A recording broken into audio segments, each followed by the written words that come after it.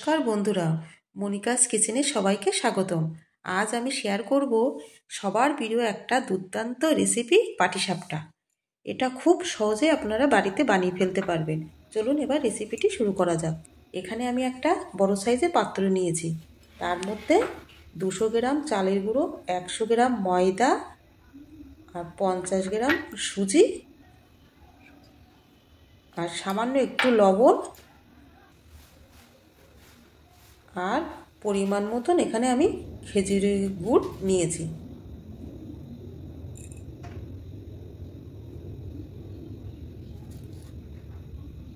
আর room টেম্পারেচারে রাখা দুধ দিয়ে একটা আমি ব্যাটার তৈরি করে নেব।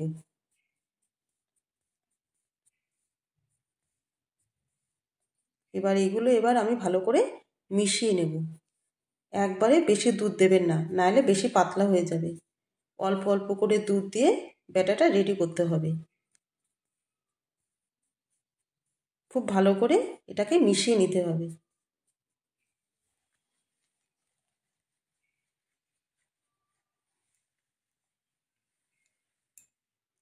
ব্যাটারটা এমন রেডি করতে হবে বেশি যাতে পাতলা না হয়, না বেশি ঘন হয়।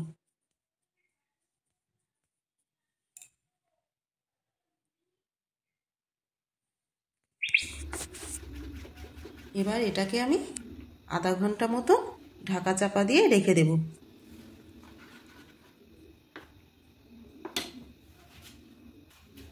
আধা ঘন্টা আমার হয়ে গেছে।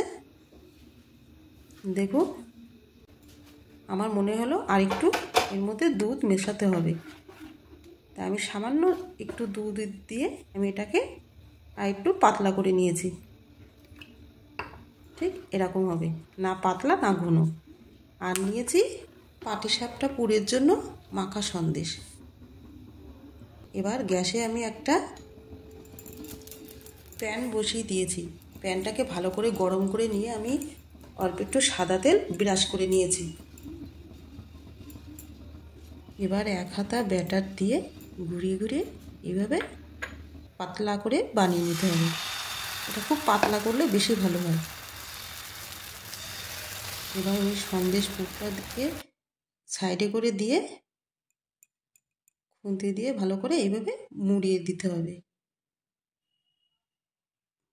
দেখুন, ঠিক এইভাবে চেপে চেপে মুড়ে দিতে হবে। একটা আমার রেডি হয়ে গেছে।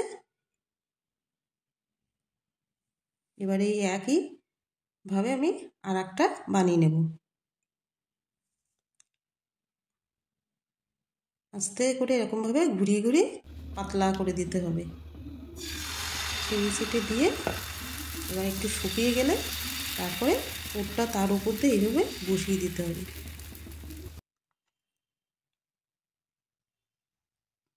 এবার খুন্তি দিয়ে এইভাবে মুড়িয়ে দিলে খুব সহজে এটা উঠে আসবে।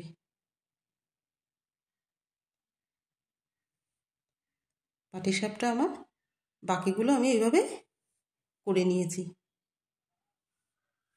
খুব সহজে আপনারাও এইভাবে বাড়িতে বানিয়ে নিতে পারবেন। আমার এই রেসিপিটি যদি ভালো লেগে থাকে লাইক, কমেন্ট, শেয়ার এবং সাবস্ক্রাইব করবেন। ধন্যবাদ।